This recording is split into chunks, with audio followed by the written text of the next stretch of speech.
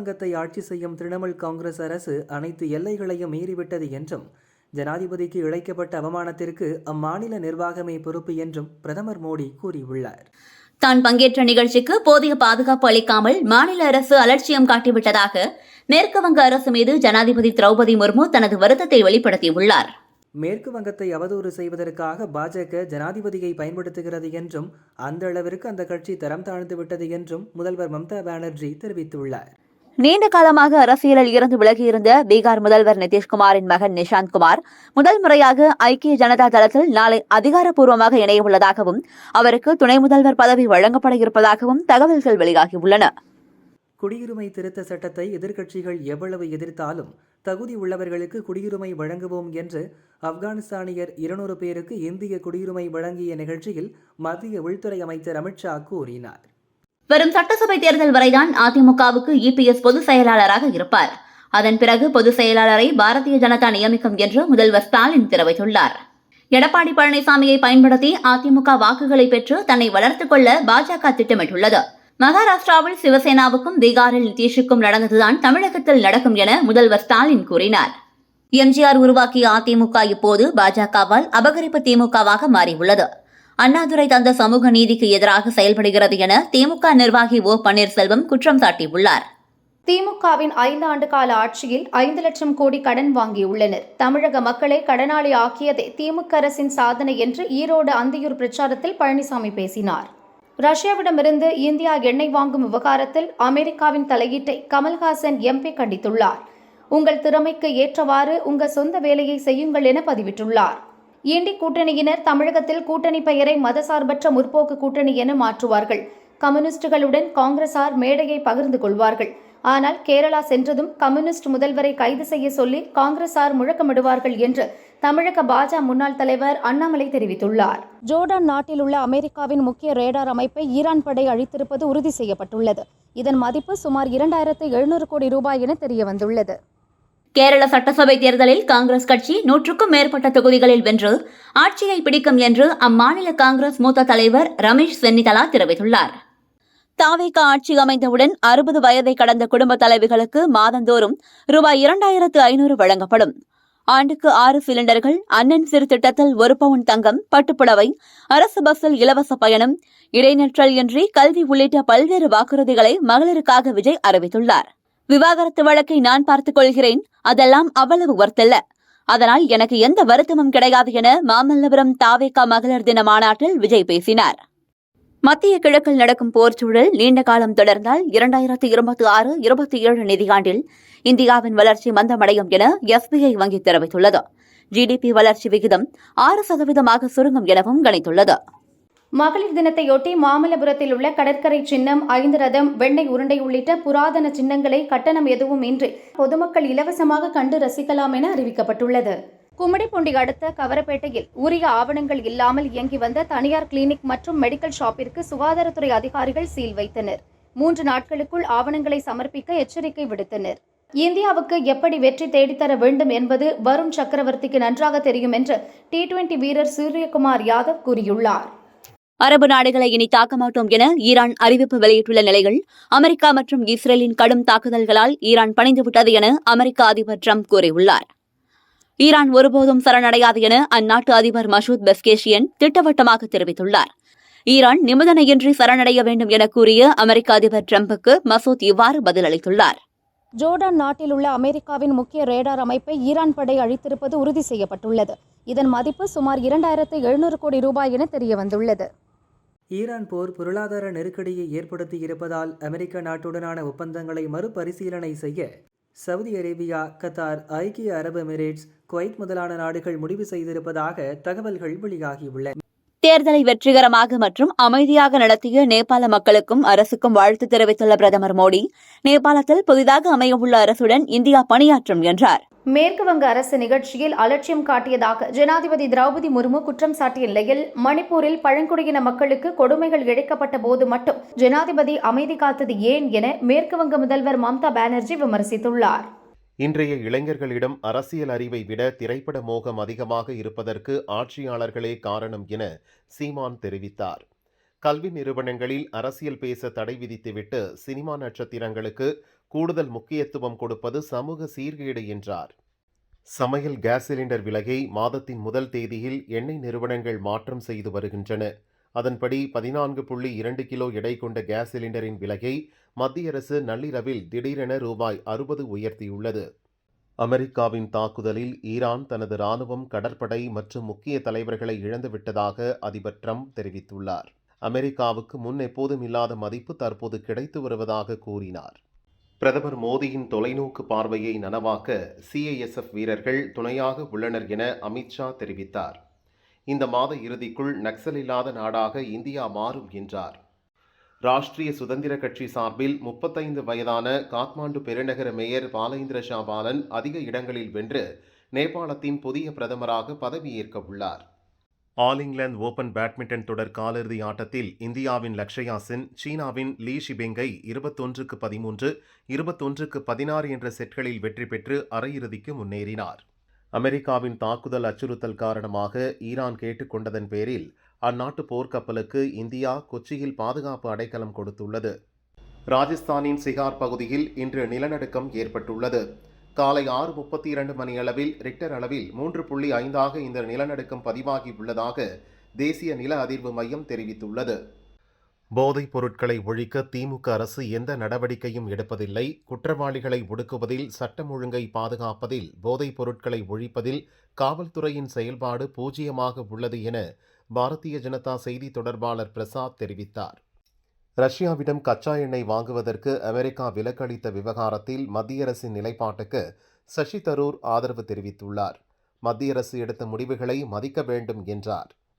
உங்களை காணும்போது என் உழைப்பின் ஆற்றல் மேலும் பெருகும். திருச்சி மாநாட்டிற்கு எதிர்பார்த்து காத்திருக்கிறேன் என ஸ்டாலின் உடன்பிறப்புகளுக்கு கடிதம் எழுதியுள்ளார். வரலாற்று வெற்றியை படைக்க வருக, உடன்பிறப்பே திருச்சி குலுங்கட்டும், திமுக வெல்லட்டும், சிறுகனூர் மாநாடு வரலாறு படைக்கட்டும் என்று கூறியுள்ளார். பாதச்சுவடு தெரியாமல் நாட்டை விட்டு காங்கிரஸ் அழிய போவது உறுதி. காமராஜர் காலத்தில்தான் காங்கிரஸ் பேரியக்கம், இப்போது வெறும் அறிவாலய குப்பை தொட்டிதான் என அதிமுக கடுமையாக விமர்சித்துள்ளது. தங்கம் விலை சவரனுக்கு ரூபாய் 720 உயர்ந்து ஒரு சவரன் ரூபாய் 1,20,400க்கும், கிராமுக்கு ரூபாய் 90 உயர்ந்து ஒரு கிராம் ரூபாய் 15,050க்கும் விற்பனையாகிறது. வெள்ளி விலையில் மாற்றமின்றி ஒரு கிராம் ரூபாய் 290க்கு விற்பனை செய்யப்படுகிறது. தமிழகத்தில் திமுகவும் புதுச்சேரியில் காங்கிரசும் கூட்டணிக்கு தலைமை வகிக்கும் என காங்கிரஸ் மேலிட பொறுப்பாளர் கிரிஷ் சோடங்கர் தெரிவித்தார். தமிழக ஃபார்முலா தான் புதுச்சேரியில் பின்பற்றப்படும் என, ஆட்சியில் பங்கு இல்லை என மறைமுகமாக கூறினார். திருச்சியில் திமுக மாநாடு நடத்தியதை அடுத்து இந்த மாத இறுதியில் தாவேக திருச்சியில் மாநாடு நடத்த திட்டமிட்டிருப்பதாக தகவல்கள் தெரிவிக்கின்றன. இளைஞர்களின் ஆதரவு அதிகம் இருப்பதால் தேர்தலில் விஜய் 2ஆம் இடத்திற்கு வர வாய்ப்புகள் உள்ளன. அதிமுக 3ஆம் இடத்திற்கு போவது மட்டுமின்றி தமிழகத்தில் அதிமுக சந்திக்கும் கடைசி தேர்தலும் இதுதான் என காங்கிரஸ் MP ஜோதிமணி தெரிவித்துள்ளார். பொன்னேரியில் நடந்த விழாவில் பேசிய சிவாஜி கிருஷ்ணமூர்த்தி சர்ச்சைக்குரிய வகையில் நீதிபதிகள், திருநங்கைகள், ஊனமுற்றோர்களை ஒருமையிலும் இழிவாக விமர்சித்தார். இதனால் பெரும் சர்ச்சை ஏற்பட்டது. தமிழகத்தில் இந்து சமுதாயத்திற்கும் சனாதன தர்மத்திற்கும் எதிரான ஆட்சி நடைபெறுகிறது. சனி பயிற்சி நடைபெற்றது போல தமிழகத்தில் திமுகவும் பயிற்சியடைய வேண்டும் என நயினார் நாகேந்திரன் தெரிவித்துள்ளார். அமெரிக்கா ஈரான் போரால் கச்சா எண்ணெய் விலை 2 ஆண்டுகளில் இல்லாத உயர்வை கண்டுள்ளது. ஒரு பீப்பாய்க்கு 9 விழுக்காடு விலை உயர்ந்துள்ளது. போரால் வளைகுடா நாடுகள் எண்ணெய் உற்பத்தியை 2 நாட்களில் நிறுத்தக்கூடும் என கத்தார் தெரிவித்துள்ளது. தேர்தல் என்பதால் தான் பிரதமர் மோடியும் அமித்ஷாவும் தமிழகத்தை திரும்பி பார்க்க ஆரம்பித்திருக்கிறார்கள். இன்னும் 50 நாட்களுக்கு மீண்டும் தமிழகத்தை சுத்தியே வருவார்கள் என உதயநிதி கூறியுள்ளார். வாரத்தில் 3 நாட்கள் இயக்கப்பட்ட சென்னை சென்ட்ரல் போடி நாயக்கனூர் எக்ஸ்பிரஸ் ரயில் தற்போது 6 நாட்கள் இயக்க ரயில்வே வாரியம் ஒப்புதல் அளித்துள்ளது. காட்பாடி, சேலம், நாமக்கல், கரூர், திண்டுக்கல், மதுரை வழியாக இந்த ரயில் இயக்கப்படுவதால் பயணிகள் மத்தியில் பெரும் வரவேற்பு கிடைத்துள்ளது. திமுக முன்னாள் பொதுச் செயலாளர் பேராசிரியர் அன்பழகனின் நினைவு தினத்தையொட்டி அண்ணா அறிவாலயத்தில் அவரது படத்திற்கு மரியாதை செலுத்தப்பட்டது. தெற்கு ஈரானில் உள்ள பந்தர் அப்பாஸ் நகருக்கு அருகே ரிக்டர் அளவில் 4.1 நிலநடுக்கம் பதிவானது என அமெரிக்க புவியியல் ஆய்வு மையம் தெரிவித்துள்ளது. உயிர் சேதமோ அல்லது கட்டிட பாதிப்புகளோ ஏற்படவில்லை. மக்களவை சபாநாயகர் ஓம் பிர்லாவை பதவி நீக்க வேண்டும் என்ற விவாதத்துக்கு அனைத்து கட்சிகளையும் சேர்ந்த எல்லா எம்பிக்களும் பார்லிமெண்டின் மரியாதை, நடுநிலைத்தன்மை மற்றும் ஜனநாயகத்தின் அடிப்படை மதிப்புகளை காக்க ஆதரவு அளிக்க வேண்டுகிறோம் என மாணிக்கம் தாகூர் எம்பி கேட்டுக் கொண்டுள்ளார். அடுத்த கட்டமாக எந்தெந்த கட்சிகளுடன் பேச்சு நடத்தலாம் என்பது குறித்து சென்னை அண்ணா அறிவாலயத்தில் தொகுதி பங்கீட்டு பேச்சுவார்த்தை குழுவுடன் முதல்வர் ஸ்டாலின் ஆலோசனை நடத்தினார். டி.ஆர். பாலு, பன்னீர்செல்வம், திருச்சி சிவா உள்ளிட்டோர் ஆலோசனையில் பங்கேற்றனர். தமிழக சட்டசபை தேர்தலில் சௌமியா அன்புமணி போட்டியிட உள்ளதாக தகவல் வெளியாகியுள்ளது. தருமபுரி மாவட்டம் பென்னாகரம் அல்லது பாப்பிரெட்டிப்பட்டி தொகுதியில் போட்டியிட திட்டமிட்டுள்ளதாகவும் கூறப்படுகிறது. தமிழக சட்டசபை தேர்தல் பணிகளுக்காக விசாகப்பட்டினத்தில் இருந்து துணை ராணுவத்தினர் வந்தனர். 70 பேர் கொண்ட சிஆர்பிஎஃப் வீரர்கள் சென்னை KK நகரில் தங்க வைக்கப்பட்டனர். கேரளாவில் இன்று ஆய்வை முடிக்கும் தேர்தல் கமிஷனர்கள் நாளை முதல் 3 நாட்களுக்கு மேற்கு வங்கத்தில் தேர்தல் ஏற்பாடுகள் குறித்து ஆய்வு செய்கின்றனர்.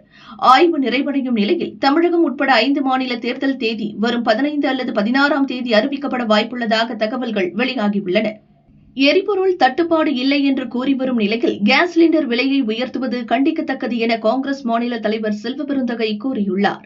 சமையல் எரிவாயு விலை உயர்வை மத்திய அரசு திரும்பப் பெற வேண்டும் என்றார். கச்சா எண்ணெய் விலை உயர்வு காரணமாக பாகிஸ்தான் அரசு பெட்ரோல் மற்றும் டீசல் விலையை லிட்டருக்கு 55 ரூபாய் உயர்த்தியுள்ளது. இந்த விலை உயர்வு இன்று முதல் அமலுக்கு வந்துள்ளது.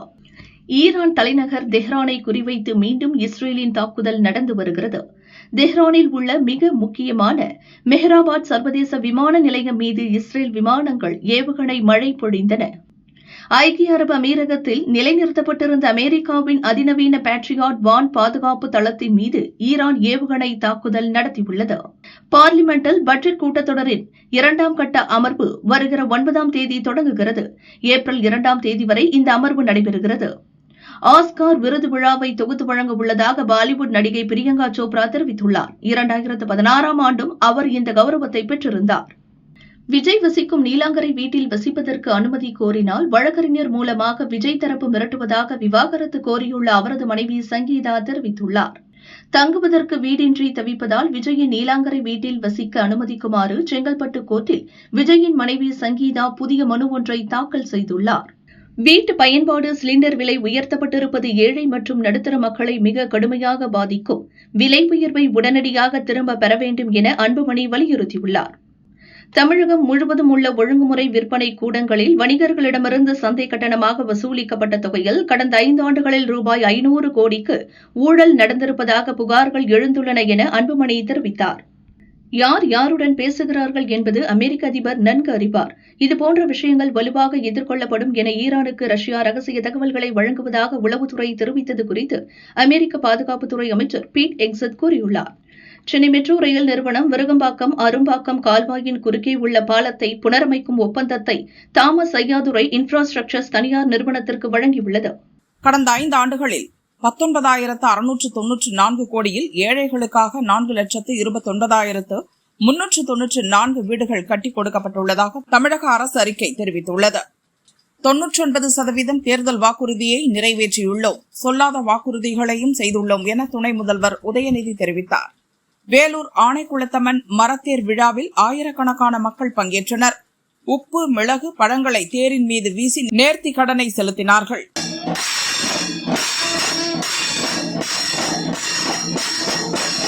மேற்கு வங்கத்திற்கு மாற்றப்பட்ட தமிழக கவர்னர் ரவியை முதல்வர் ஸ்டாலின் மரியாதை நிமித்தமாக சந்தித்தார். உயர்நீதிமன்ற தலைமை நீதிபதியாக பதவியேற்ற நீதிபதி சுஷ்ருத் அரவிந்த் தர்மாதிகாரியையும் சந்தித்து முதல்வர் வாழ்த்து தெரிவித்தார். ஈரானில் 3000க்கும் மேற்பட்ட இலக்குகளை துல்லியமாக தாக்கியுள்ளோம். எங்கள் படைகளின் வேகத்தை குறைக்கவில்லை, தாக்குதல் தொடர்கின்றன என ஈரானில் இலக்குகளை குறிவைத்து நடத்தப்படும் தாக்குதல் வீடியோவை பகிர்ந்த அமெரிக்க படை மத்திய தலைமையகம் தெரிவித்துள்ளது. உத்தரப்பிரதேசத்தில் பள்ளி தலைமை ஆசிரியை வகுப்பறையில் தரையில் படுத்துக் கொண்டு மாணவிகளை வைத்து உடல் மசாஜ் செய்யும் வீடியோ வைரலாகி வருகிறது.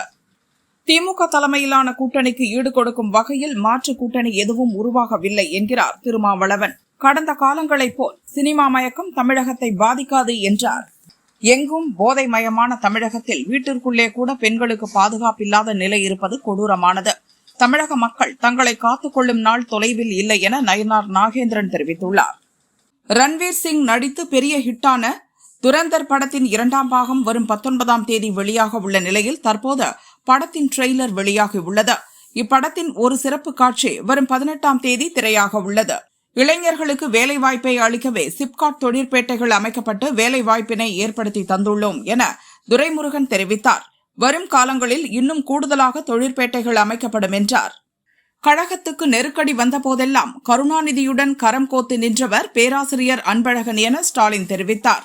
கருணாநிதி மறைவுக்கு பிறகு எனக்கு ஆறுதலாய் அரவணைப்பாய் வழிகாட்டியாய் இருந்தார். மானிய விலையில் நாப்கின்கள் கிடைக்கும் வகையில் முதல்வர் மருந்தகங்கள் விரிவுபடுத்தப்படும் என தமிழக அரசு தெரிவித்துள்ளது. தமிழக அரசு மதுவை விற்றுக்கொண்டு மகளிர் தினத்தை கொண்டாடுவது முரண்பாடுகளின் உச்சம். பெண்களின் பொருளாதார சுதந்திரத்தை விட அவர்களின் தாலி பாக்கியத்திற்கும் குடும்ப அமைதிக்கும் அரசு முன்னுரிமை அளிப்பதே உண்மையான சமூக நீதி என ராமதாஸ் தெரிவித்துள்ளார். ஐக்கிய அரபு அமீரகம், கத்தார் உள்ளிட்ட வளைகுடா நாடுகளை தாக்க மாட்டோம் என ஈரான் அதிபர் மசூத் பெசஷ்கியான் கூறியுள்ளார். அமெரிக்க தாக்குதலுக்கு தளமாக பயன்படுத்தப்பட்டால் மட்டுமே அந்த நாட்டை தாக்குவோம் என்றார்.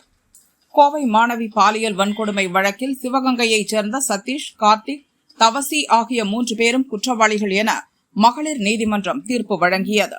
திமுக காங்கிரஸ் கூட்டணி அண்ணன் தம்பி உறவு என எம்எல்ஏ தாரகை கத்பட் தெரிவித்தார். பத்திரிகையாளர்கள் தான் தொகுதி பங்கீடு விஷயத்தை பெரியதாக ஆக்கினீர்கள் என்றார். அரசியலில் இல்லை என்றால் விண்வெளித்துறையில் தொழில் முனைவோராக இருந்திருப்பேன் என கேரளாவில் டெக்னோ பார்க்கில் நடந்த கலந்துரையாடலில் ஐடி இளைஞர்களின் கேள்விக்கு லோக்சபா எதிர்க்கட்சித் தலைவர் ராகுல் பதிலளித்தார். துபாய் மீது ஈரான் தாக்குதல் நடத்தியதால் உலகளாவிய முக்கிய வர்த்தக மையமாக திகழும் துபாய் சர்வதேச ஏர்போர்ட் முடங்கியது.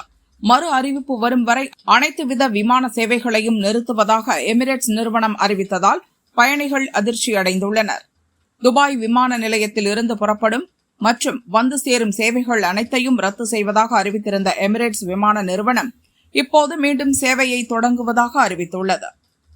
விவாகரத்து விஷயத்தில் விஜய் இமேஜை திமுக கெடுக்க பார்க்கிறது என செல்லூர் ராஜு தெரிவித்தார். திமுக கூட்டணி ஒரு மூழ்கும் கப்பல் என்றார். கடந்த தேர்தலில் சேப்பாக்கம், திருவல்லிக்கேணி தொகுதியில் போட்டியிட்டேன். இம்முறை முதல்வர் ஸ்டாலின் முடிவெடுத்து எந்த தொகுதியை சொல்கிறாரோ அந்த தொகுதியில் போட்டியிடுவேன் என தூத்துக்குடியில் துணை முதல்வர் உதயநிதி கூறினார்.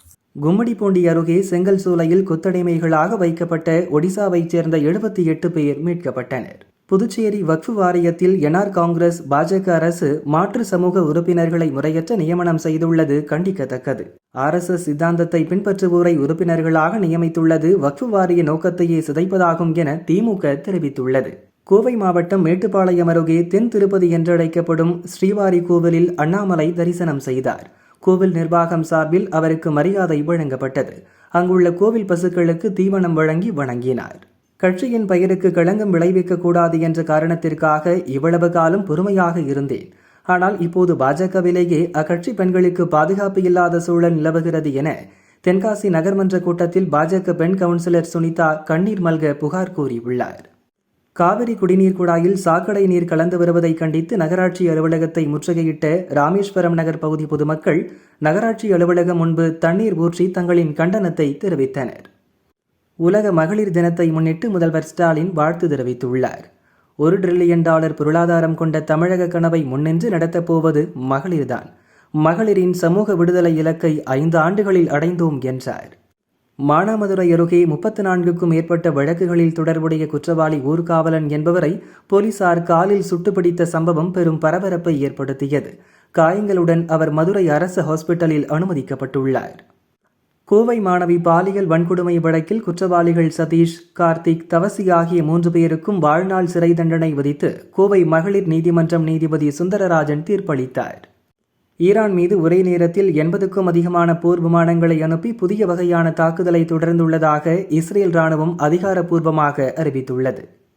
நெல் கொள்முதல் நிலையங்களில் லஞ்சம் தலைவிரித்தாடுகிறது. விவசாயிகளுக்காக ஒரு போராட்டமும் செய்யாத இந்த திமுக அரசு எதற்காக இருக்கிறது என தேசிய தென்னிந்திய நதிகள் இணைப்பு விவசாயிகள் சங்கத்தின் மாநில தலைவர் ஐயா கண்ணூர் கேள்வி எழுப்பினார்.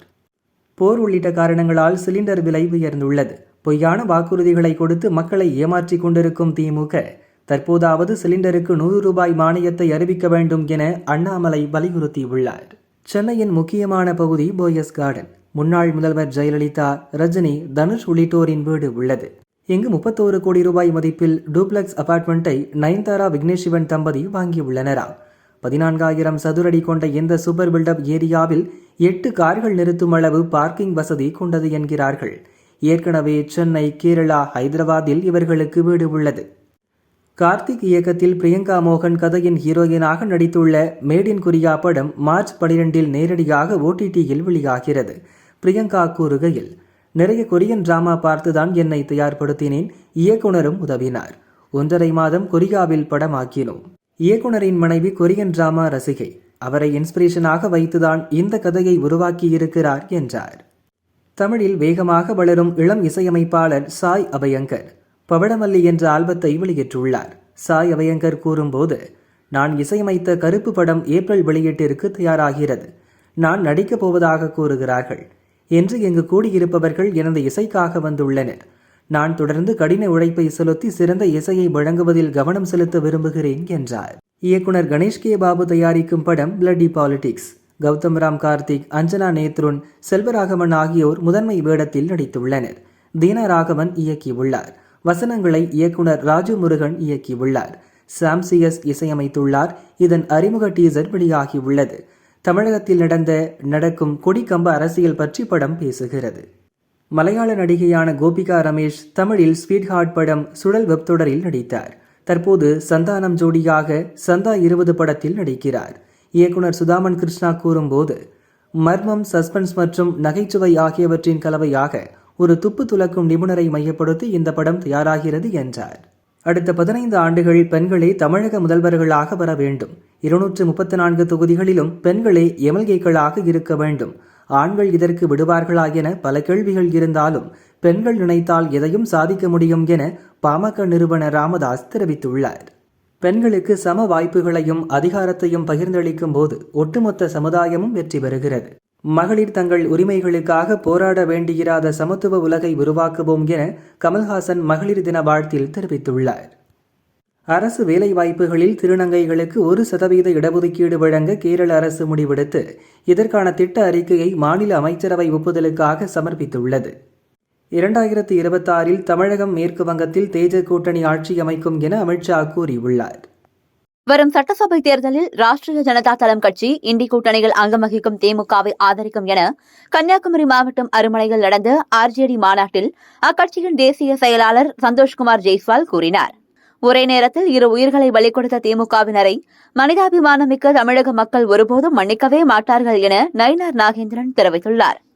ஆஸ்திரேலியா, பிரான்ஸை தொடர்ந்து 16 வயதுக்கு உட்பட்டவர்கள் சமூக வலைதளங்களை பயன்படுத்த தடை விதிக்கும் சட்டத்தை இந்தோனேஷியா இயற்றியுள்ளது. மாமல்லபுரத்தில் தாவேகா சார்பில் மகளிர் தின நிகழ்ச்சி நடைபெற்றது.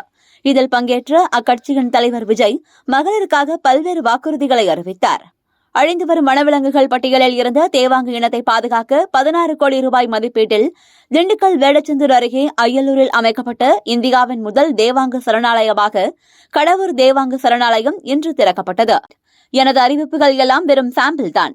விரைவில் புதிய வாக்குறுதிகள் வெளியாகும் என தாவேகா மகளிர் தின நிகழ்ச்சியில் விஜய் தெரிவித்தார். ஓசூர் மேயர் சத்யா தான் படித்த அரசு பள்ளிக்கு நன்றி கடன் செலுத்தும் விதமாக தனது சொந்த நிதி ரூபாய் 25 லட்சம் செலவில் உணவு அருந்தும் கூடம் மற்றும் சமையலறை கூடம் கட்டிக் கொடுத்துள்ளார். அதனை அமைச்சர் சக்கரபாணி ரிப்பன் வெட்டி திறந்து வைத்து மாணவர்களுக்கு உணவு பரிமாறினார். எங்கு போவது, யாருடன் கூட்டணி அமைப்பது என நாலாபுரமும் அலைப்பாய்ந்த காங்கிரஸ் கட்சி இப்போதுதான் திமுகவிடம் மீண்டும் ஐக்கியமாகியுள்ளது. நிலைமை இப்படி இருக்க காங்கிரஸ் MP ஜோதிமணியோ வரும் சட்டசபை தேர்தலில் NDA கூட்டணி தமிழகத்தில் 3ஆம் இடத்தை பிடிக்கும் என்று கூறுகிறார் என பாஜக மூத்த தலைவர் கருப்பு முருகானந்தம் நக்கலாக கூறினார். தமிழகத்தில் வேலூர், மதுரை, கரூர், ஈரோடு ஆகிய மாவட்டங்களில் 100 டிகிரி ஃபாரன்ஹீட் வெயில் கொளுத்தியதாக சென்னை வானிலை ஆய்வு மையம் தகவல் தெரிவித்துள்ளது. கன்னியாகுமரி அருகே 6 தேசம் அரசு ஆரம்ப சுகாதார நிலையத்தில் ஒப்பந்த செவிலியராக பணிபுரியும் கர்ப்பிணி பெண்ணிடம் பாலியல் சீண்டலில் ஈடுபட்ட அலுவலக உதவியாளரை போலீசார் கைது செய்து சிறையில் அடைத்தனர். மும்முனை போட்டியாக இருந்தாலும், 30 முனை போட்டியாக இருந்தாலும், 300 முனை போட்டியாக இருந்தாலும் கிரேட் மெஜாரிட்டி மூலம் நாங்கள் வெற்றி பெறுவோம் என திமுக MP தமிழச்சி தங்கபாண்டியன் தெரிவித்துள்ளார். காஞ்சிபுரம் அருகே உள்ள குருவிமலை காட்டு பகுதியில் சுற்றுப்புறத்தில் உள்ள பல்வேறு காவல் நிலையங்களில் வழக்கு பதிவு செய்யப்பட்டு பறிமுதல் செய்யப்பட்ட சுமார் 10,000 கிலோ குட்கா போதைப் பொருட்கள் தீ வைத்து அழிக்கப்பட்டது. வேலூர் கோட்டை ஜலகண்டீஸ்வரர் கோயிலில் சங்கடகர சதுர்த்தியை முன்னிட்டு விநாயகருக்கு சிறப்பு அபிஷேகங்கள் செய்து வெள்ளிக்கவசம் அணிவிக்கப்பட்டு மகா தீபாராதனைகள் காட்டப்பட்டது. உட்பிரகாரத்தில் உலா வந்த விநாயகரை ஏராளமான பக்தர்கள் தரிசித்தனர்.